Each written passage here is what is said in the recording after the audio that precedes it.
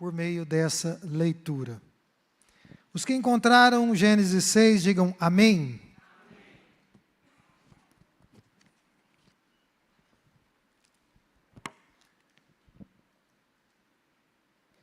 Vamos fazer a leitura. Quando os homens começaram a multiplicar-se na terra, e lhes nasceram filhas, os filhos de Deus viram que as filhas dos homens eram bonitas, e escolheram para si aquelas que lhes agradaram. Então disse o Senhor: por causa da perversidade do homem, meu espírito não contenderá com ele para sempre, e ele só viverá 120 anos. Naqueles dias havia nefilins na terra, e também, posteriormente, quando os filhos de Deus possuíram as filhas dos homens, e elas lhes deram filhos. Eles foram os heróis do passado, homens famosos. E o Senhor viu que a perversidade do homem tinha aumentado na terra, e que toda a inclinação dos pensamentos do seu coração era sempre e somente para o mal. Então, o Senhor arrependeu-se de ter feito o homem sobre a terra, e isto cortou-lhe o coração. Disse o Senhor: farei desaparecer da terra o homem que criei, os homens e também os animais grandes, os animais pequenos e as aves do céu. Arrependo-me de havê-los feito. A Noé, porém, mostrou benevolência. Esta é a história da família de Noé. Noé era homem justo, íntegro entre o povo da sua época. Ele andava com Deus. Curve a sua cabeça e feche os seus olhos. Peça a Deus que fale com você.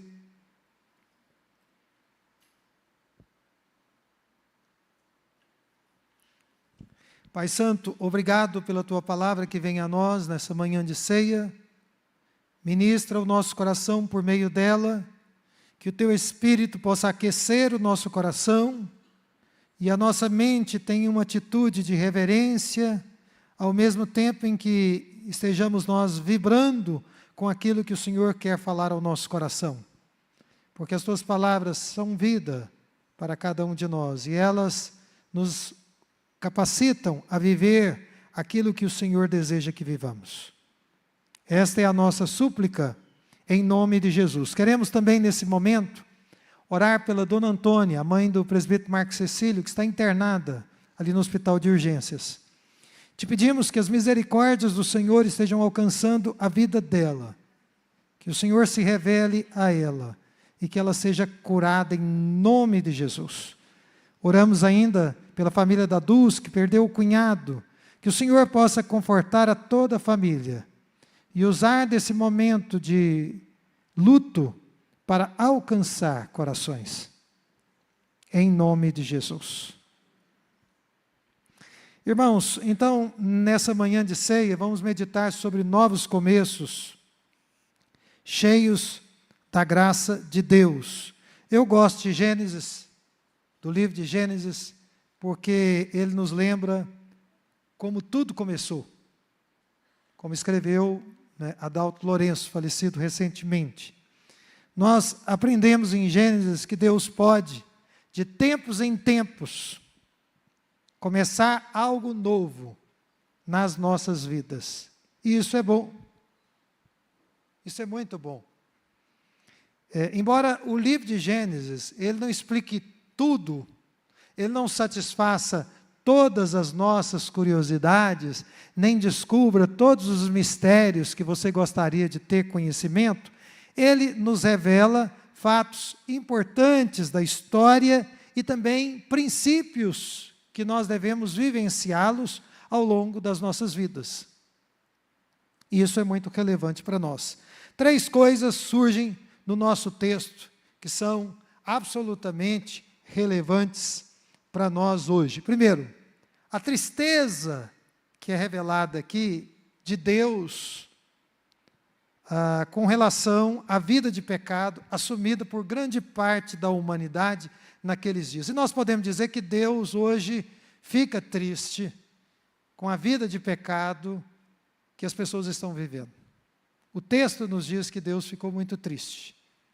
Que a maneira como eles viviam lhe cortava o coração, digamos assim, como nós vemos na Nova Versão Internacional. Em segundo lugar, nesse texto nós vemos a manifestação da graça de Deus, apesar de todo o pecado disseminado na humanidade e no mundo de então, e essa graça alcançando Noé e a sua família. E em terceiro lugar, nós vemos o juízo divino sobre a humanidade impenitente. Então, essas verdades, esses fatos, eles são importantes para nós hoje. Eu não tenho nenhuma dúvida de que Deus mantém a sua igreja no mundo, isso nos inclui, para dar testemunho às nações, para dizer às pessoas do mundo em que nós vivemos acerca da tristeza de Deus em relação ao pecado em que elas vivem. Eu também creio que Deus nos mantém nesse mundo para que anunciemos a graça de Deus em Cristo Jesus. E também creio que Deus nos mantém aqui para declarar que os fundamentos que sustentam esse mundo no qual nós vivemos, eles estão prestes a ruir. Porque o juízo divino virá sobre esse mundo. Então, a igreja está no mundo, nós estamos aqui para dizer da tristeza de Deus com respeito ao pecado, para dizer da graça de Deus em Cristo Jesus, e também para dizer que o juízo é certo, caso não haja arrependimento. Portanto, eu creio que a igreja do Senhor Jesus Cristo, aqui em Goiânia, em Goiás, no Brasil e no mundo, ela tem uma responsabilidade enorme. Todos nós fomos enviados por Deus a convidar pessoas ao arrependimento dos seus pecados, e nós devemos fazer isso o quanto nós pudermos. Todos nós fomos comissionados a proclamar a graça salvadora que há em Cristo Jesus, a dizer para as pessoas que há salvação em Cristo Jesus. E todos nós fomos e somos comissionados a anunciar para quem tem o coração ainda resistente o juízo iminente de Deus. Um juízo que virá sobre a terra. Ninguém de nós, aqui nessa manhã de ceia, está isento desse comissionamento. Agora, eu gostaria que os irmãos prestassem atenção no fato de Moisés explicar que o juízo de Deus caiu sobre o mundo de então, o mundo antigo, e que esse juízo caiu, antes dele cair, ele foi precedido, basicamente por causa da disposição perversa do coração humano, que acabou por se refletir nos relacionamentos das pessoas uns com os outros. Relacionamentos, diz aqui o texto em Gênesis, que eram igualmente perversos, como nós vemos nesses nossos dias. Então eu quero destacar, pensando nessa realidade, no contexto escrito por Moisés, ao povo de Israel e à igreja do Senhor de todos os tempos, 3 pontos. Primeiro ponto importante: os problemas humanos são essencialmente problemas do coração. Segundo, os corações adoecidos geram relacionamentos igualmente adoecidos. E em terceiro lugar, somente a salvação de Deus em Cristo é que pode transformar corações e relacionamentos. Então vamos pensar no primeiro ponto. Tudo começa no coração. O Senhor Jesus Cristo, no Evangelho de Marcos, isso está registrado, capítulo 7, versículo 14 a 23, nos diz: ouvi-me vós todos e compreendei, nada há fora do homem que entrando nele o possa contaminar, mas o que sai dele, isso é o que contamina o homem. E mais adiante ele diz, e dizia, o que sai do homem, isso contamina o homem, porque do interior do coração dos homens saem os maus pensamentos, os adultérios, as fornicações, os homicídios, os furtos, a avareza, as maldades, o engano, a dissolução, a inveja, a blasfêmia, a soberba, a loucura. Todos esses males procedem de dentro e contaminam o homem, disse Jesus. Então, a corrupção humana, gente, é essencialmente a corrupção do coração humano. Tudo que nós vemos nesse mundo, que não vai bem, que vai de mal a pior, é consequência da corrupção do coração humano. Você vê que, nesse texto que nós estamos meditando nessa manhã de ceia, Moisés fez o registro do desenvolvimento dessa corrupção. Veja aí na sua Bíblia. No versículo 1, nós lemos que os homens começaram a multiplicar-se na terra, e lhes nasceram filhas. E ainda no verso 5, o Senhor viu que a perversidade do homem tinha aumentado na terra, e toda a inclinação, que você pode traduzir como imaginação, dos pensamentos do seu coração, era somente para o mal, diz o texto bíblico. Então, duas coisas se multiplicaram sobre a face da terra.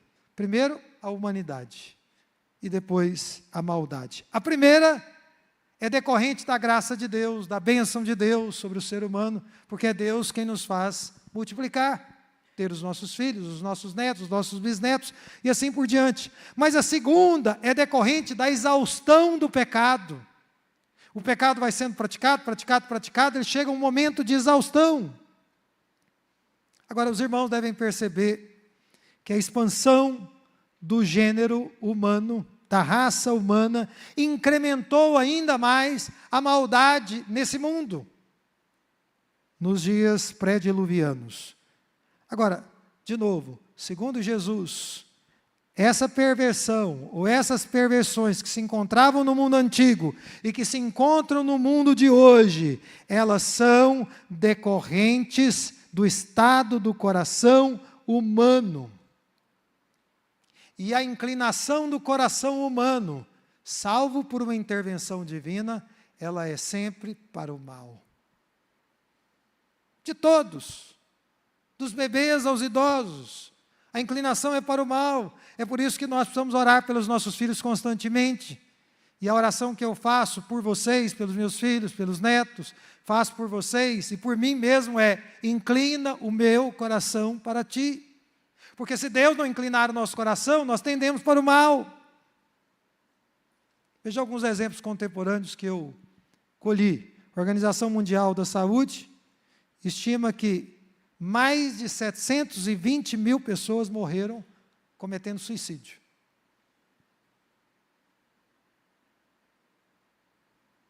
Em 2024, foram praticados 44.127 homicídios no Brasil.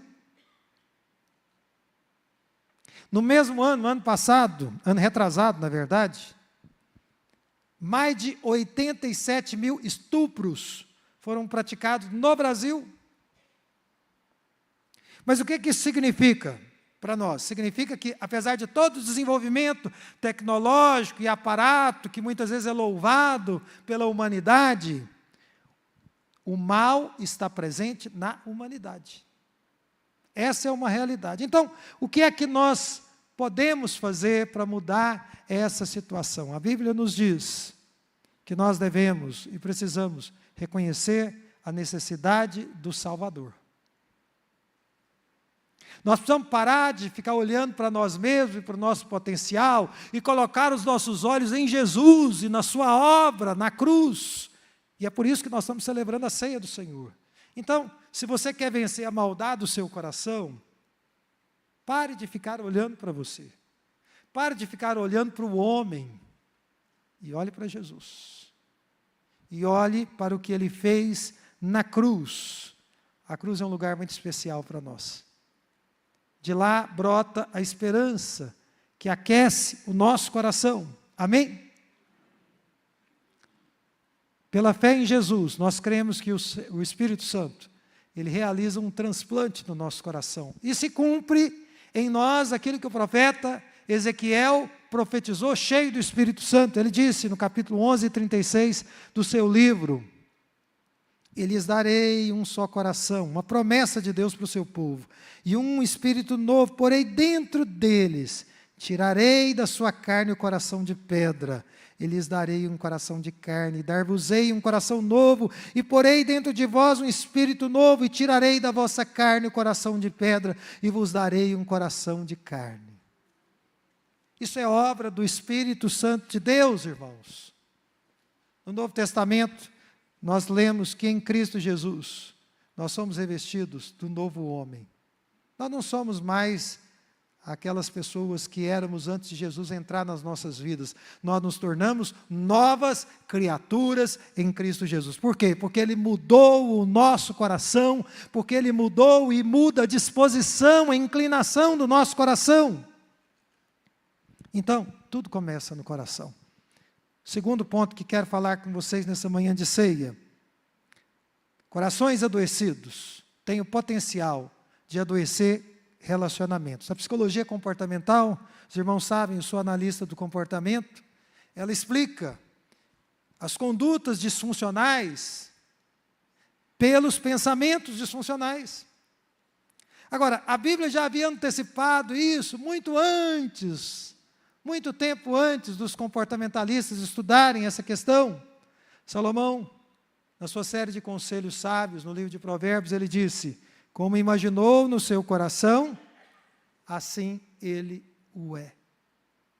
Então, o que nós fazemos no nosso dia a dia é explicado pelas coisas que a gente fica entulhando aqui na nossa cabeça.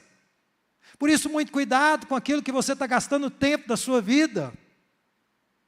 Gaste tempo com aquilo que é bom, com aquilo que importa, com aquilo que edifica, com aquilo que permanecerá na vida eterna com você.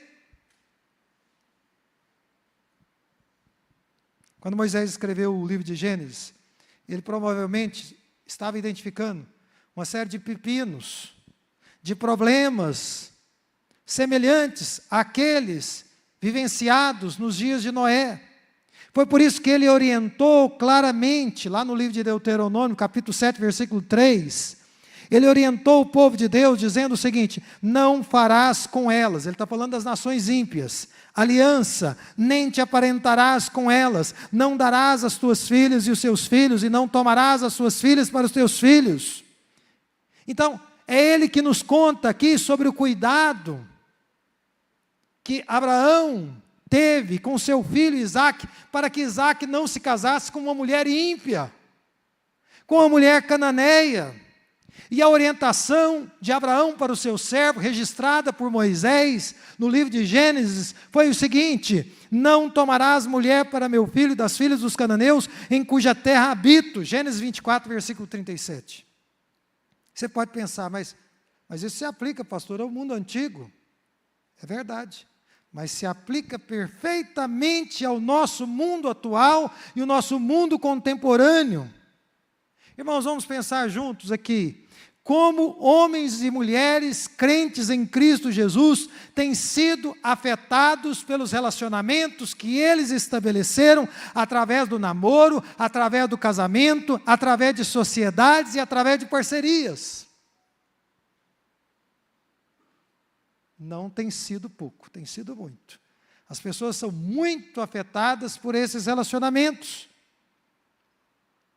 Então, em primeiro lugar, nós devemos entender que relações ou relacionamentos adoecidos derivam de corações doentes, adoecidos pelo pecado.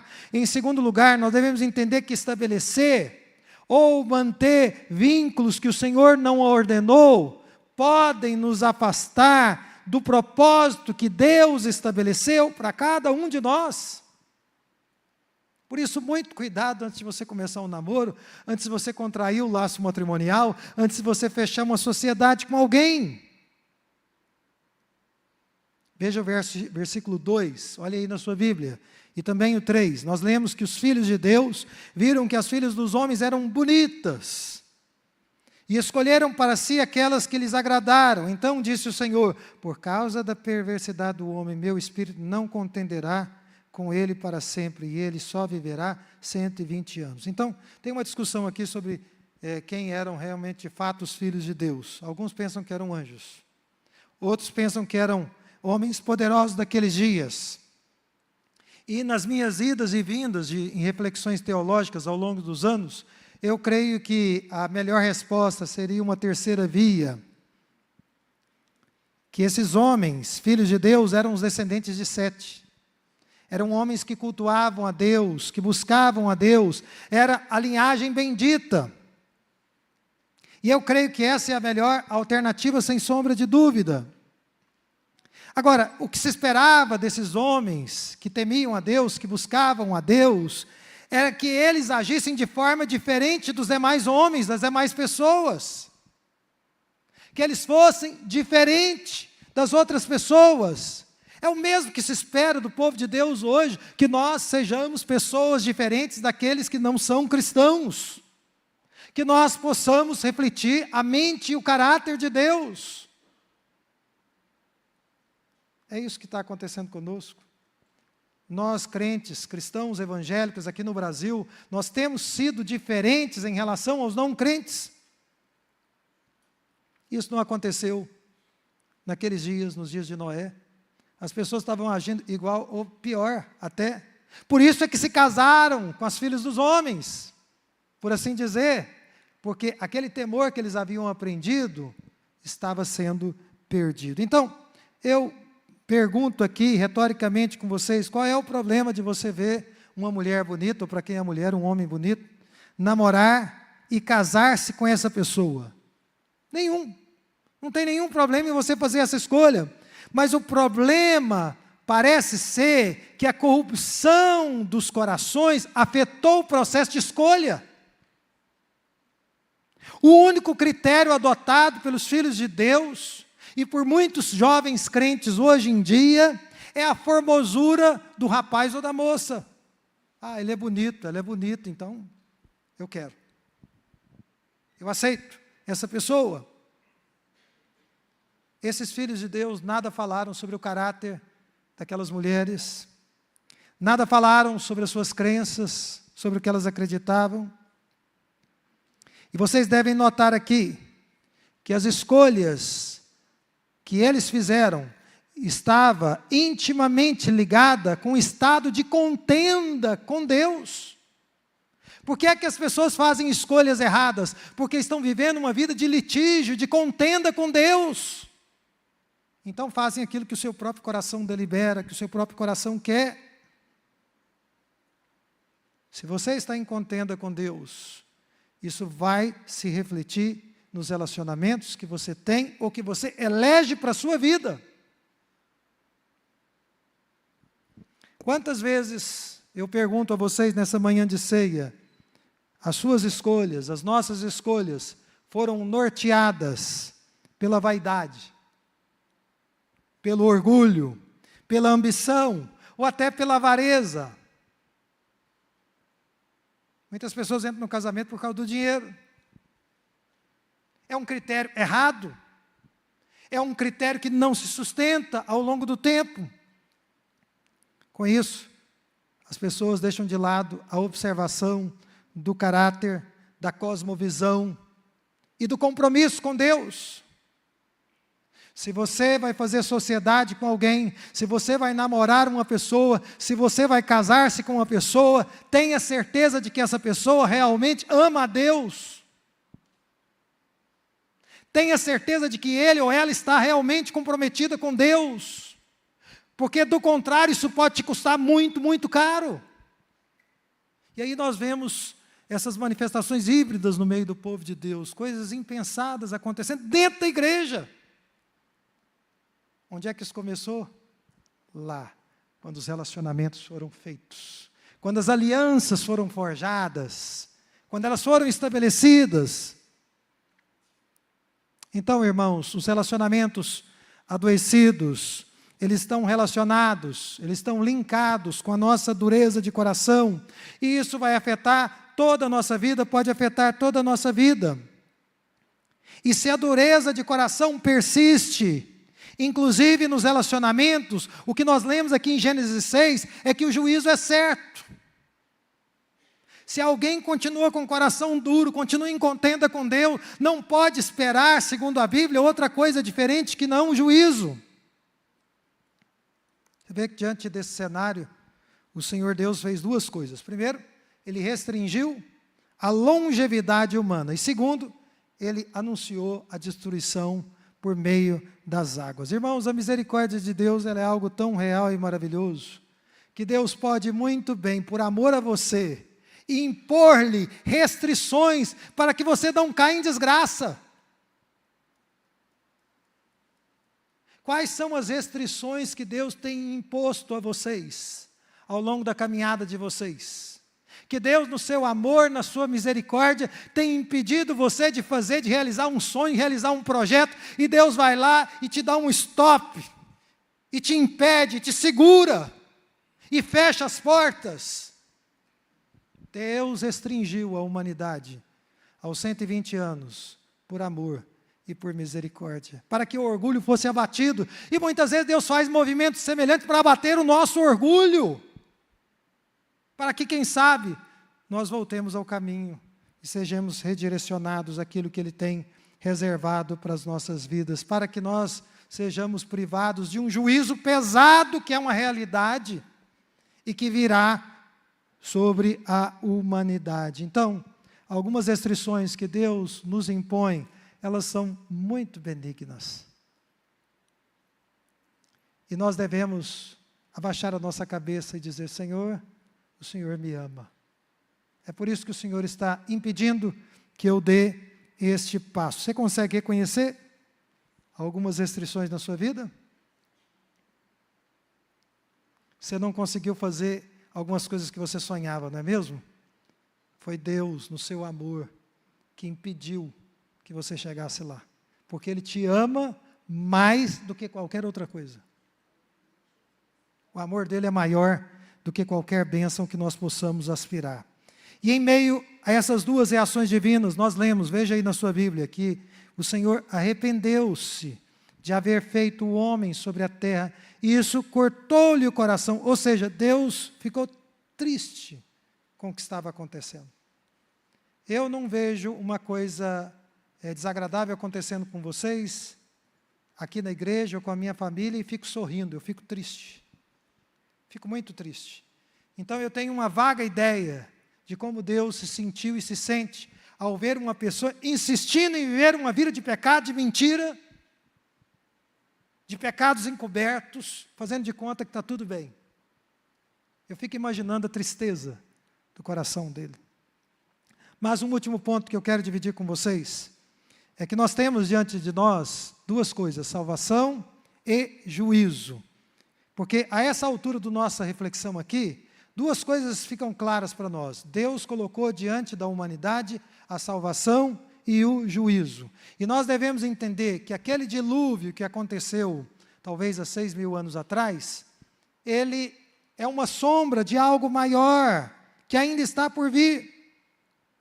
Agora, enquanto o juízo de Deus não vem, enquanto a sua hora de morrer e prestar contas não vem, as portas da misericórdia, as portas da graça, as portas da salvação estão abertas. E Deus em Cristo está nos chamando: vem cruzar, porque eu tenho algo melhor para você, eu tenho algo superior para você. A geração de Noé fez a sua escolha, infelizmente. E eu quero apelar a vocês, antes de comermos do pão e bebermos do cálice, para que você verifique quais têm sido as suas escolhas. Vejam que Noé e sua família, eles foram uma exceção em meio a toda uma geração perversa. E quem foi Noé? Veja aí o que o texto bíblico nos diz a respeito dele. Noé, porém, achou graça aos olhos do Senhor, e a ele o Senhor mostrou benevolência. A mesma graça que o alcançou, o manteve piedoso na presença de Deus. E o verso 9 nos diz que Noé era um homem justo e íntegro entre o povo da sua época. Eu penso, irmãos, quero bater nessa tecla, que como Noé foi uma pessoa distinta, nós, crentes em Jesus, devemos ser distintos no meio da nossa geração. Amém? É da vontade de Deus que nós vivamos um estilo de vida radicalmente diferente daqueles que não são cristãos. É da vontade de Deus que vivamos a contracultura. Noé não era um homem íntegro apenas quando ele estava adorando a Deus, erigindo um altar a Deus. Não, ele era íntegro o tempo todo. Ele vivia na presença de Deus. A prova disso é que o texto nos diz que ele andava com Deus. Ele andava com Deus. Que Deus te conceda graça, incline o seu coração, e o meu também, para andarmos com Deus. Porque é isso que importa.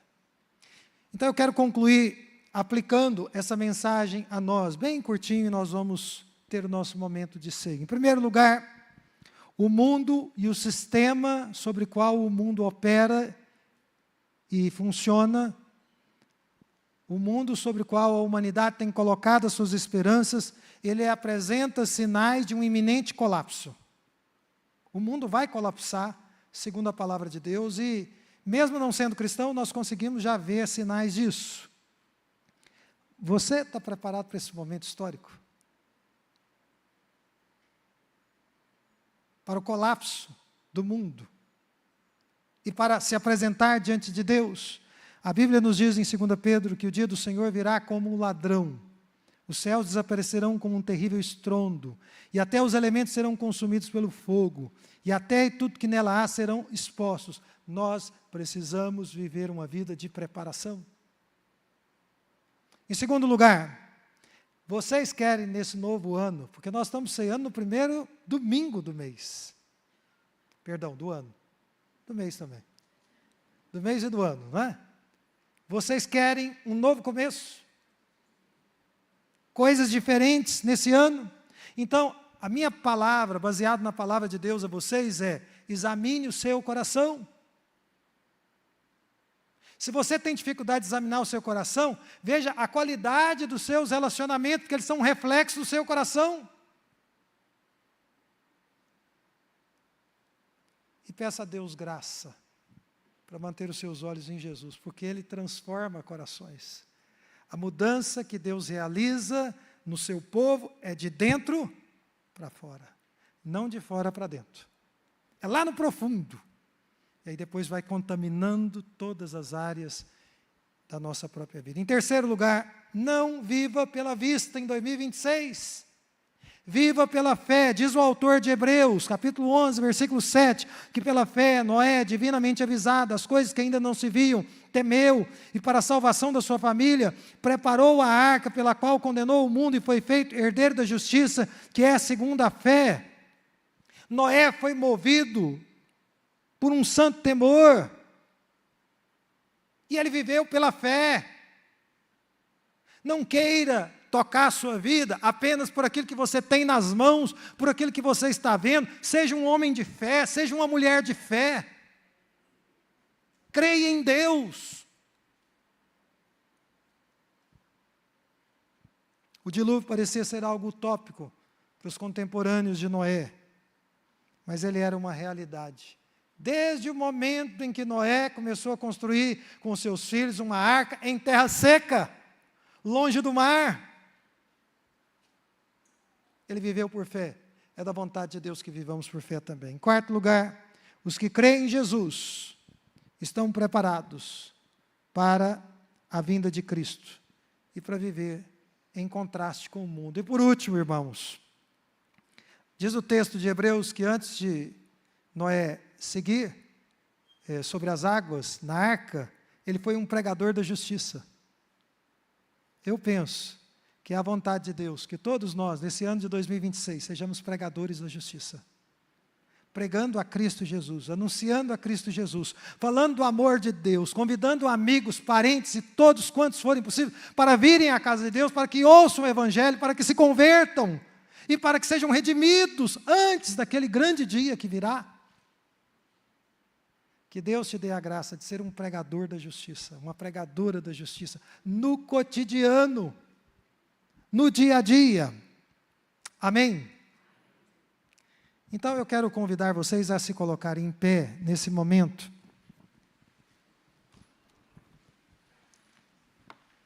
Quero convidar também o conselho da igreja para vir aqui no altar, os irmãos do corpo diaconal que estão escalados para nos auxiliarem na ceia do Senhor. Enquanto eles estão vindo, curva a sua cabeça e feche os seus olhos. Um dos pontos dessa mensagem está relacionado às escolhas que nós fazemos. Você é responsável pelas escolhas que você faz. Peça a Deus graça para fazer as escolhas certas. Peça a Deus graça para ter um coração transformado. Peça a Deus graça para que, com um coração transformado, os seus relacionamentos sejam curados.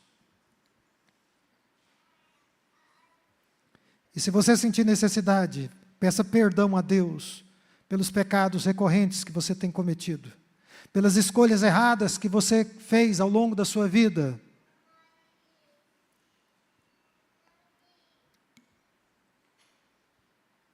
Pai Santo, aqui estamos diante de Ti, te agradecendo por Jesus Cristo, nosso Redentor, te pedindo ajuda para não olharmos para nós mesmos o tempo todo, mas para fixarmos os nossos olhos em Ti.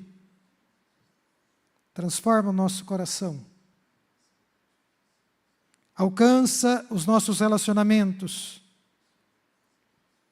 e guia-nos pelo caminho eterno, pelo caminho da salvação, pelo caminho da vida, em nome de Jesus, dando-nos discernimento a cada dia da Tua boa, agradável e perfeita vontade.